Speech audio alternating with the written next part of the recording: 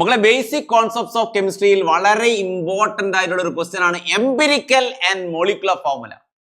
വളരെ ഈസിയാണ്. വളരെ 2-3 മിനിറ്റ് ഇരുന്നാൽ കിട്ടാവുന്ന 4 മാർക്ക് ഈസി ആയിട്ട് വാങ്ങാൻ പറ്റുന്ന ഒരു question, empirical and molecular formula. ഒരു കോമ്പൗണ്ട് തന്നിട്ടുണ്ട്. ഹൈഡ്രജന്റെ അളവ് 4.07%, കാർബണിന്റെ അളവ് 24.27%, ക്ലോറിന്റെ അളവ് 71.65%. ഇതൊന്നുമല്ല, മോളാർ മാസം തന്നിട്ടുണ്ട്. ആ കോമ്പൗണ്ടിന്റെ മോളാർ മാസം തന്നിട്ടുണ്ട്. ആ കളർ ഒന്നും മാറ്റട്ടെ. മോളാർ മാസം തന്നിട്ടുണ്ട് 98.96. കോമ്പൗണ്ടിന്റെ മോളിക്കുലർ ഫോർമുലയും എംപിരിക്കൽ ഫോർമുലയും കാണാൻ പറഞ്ഞിരിക്കുകയാണ്. പെട്ടെന്ന് കാണാം. നമ്മൾ ആദ്യം ചെയ്യേണ്ടത് എലമെന്റുകൾ എഴുതി വെക്കുക. എലമെന്റുകൾ കാർബണും ഹൈഡ്രജനും ക്ലോറിനും. രണ്ടാമത് ചെയ്യേണ്ടത് തന്ന പെർസെന്റേജ് എഴുതി വെക്കുക. 24.27, 4.07, മറ്റേത് 71.65 ആണ്. 71.65 ഇത് എഴുതി വെക്കുക. 71.65 തന്ന പെർസെന്റേജ് അങ്ങനെ തന്നെ എടുത്ത് എഴുതി വെക്കുക. വേറെ പ്രശ്നമൊന്നുമില്ല. ഇനി നമ്മൾ atomic mass, gram atomic mass എഴുതണം. കാർബണിന്റെ അറ്റോമിക് മാസ് 12 ആണെന്ന് നമുക്കൊക്കെ അറിയാം. ഹൈഡ്രജൻ അറ്റോമിക് മാസ് 1 ആണെന്നറിയാം. ക്ലോറിന്റെ അറ്റോമിക് മാസ് 35.5 ആണെന്നറിയാം. ക്ലിയർ അല്ലേ? അടുത്തത് എല്ലാ ഡേറ്റ അവിടെ ഉണ്ട്. നമ്മളൊന്നും കണ്ടുപിടിക്കണം. എല്ലാ ഡേറ്റ അവിടെ ഉണ്ട്. ഇനി percentage by gram atomic mass ആണ്. മിക്കവാറും എന്ത് ചെയ്യുക, അറ്റോമിക് മാസ് ഒക്കെ തരാറുണ്ട്. ഇനി percentage by gram atomic mass, അതായത് ഇതേ ഡിവൈഡഡ് ബൈ ഇത് ചെയ്യാനാ പറയുന്നത്. എത്ര കിട്ടുക?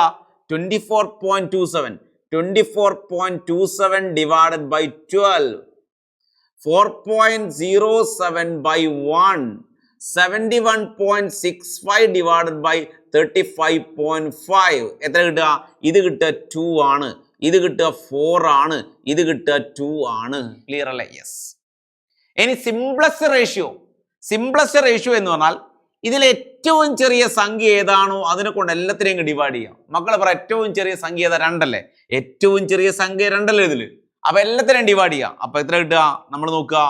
2/2 that is equal to 1. 4/2 equal to 2 അല്ലെ? 2/2 ഈക്വൽ ടു അഗെയിൻ 1 ആണ്. യെസ്. അപ്പോ ഇതെല്ലാം ഹോൾ നമ്പർ ആണ് കിട്ടിയിരിക്കുന്നത്. ഹോൾ നമ്പർ തന്നെയാണ് കിട്ടിയിരിക്കുന്നത്. ഇത് ഹോൾ നമ്പർ അല്ലെങ്കിൽ നമ്മൾ ഹോൾ നമ്പർ ആക്കി കൺവേർട്ട് ചെയ്യണം. ഹോൾ നമ്പർ കിട്ടിയത് കൊണ്ട് നമ്മൾ ഹോൾ നമ്പർ റേഷ്യോ അത് തന്നെയാണ്. ഹോൾ നമ്പർ റേഷ്യോ 1, 2, 1 തന്നെ. അപ്പൊ കിട്ടിയല്ലോ, ടേബിൾ ഫില്ല് ചെയ്തല്ലോ. ഇനി നമ്മൾ എംപിരിക്കൽ ഫോർമുല എന്താ വെച്ചാൽ, കാർബൺ എത്ര ഉണ്ട്? കാർബൺ 1 ഉണ്ട്, ഹൈഡ്രജൻ 2 ഉണ്ട്, ക്ലോറിൻ 1 ഉണ്ട്.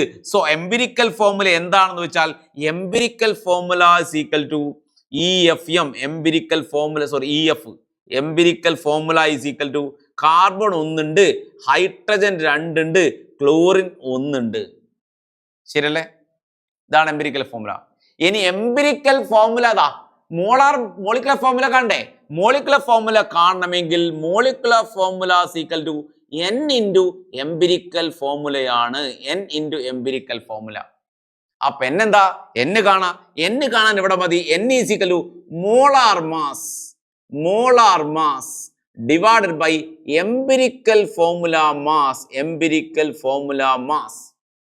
അപ്പൊ empirical formula mass molar mass ഇവരെ തന്നിട്ടുണ്ട്. ഒന്നും അറിയണ്ട. മോളാർ മാസ് ഇതാണ്. മോളാർ മാസ് 98.96 മോളാർ മാസ് തന്നിട്ടുണ്ട്. n കാണാൻ മോളാർ മാസ് 98.96 ആണ് തന്നിട്ടുണ്ട്. എംപിരിക്കൽ ഫോർമുല മാസ് കാണണം. എംപിരിക്കൽ ഫോർമുല മാസ് ഇവിടെ കാണാം. EFM empirical formula mass.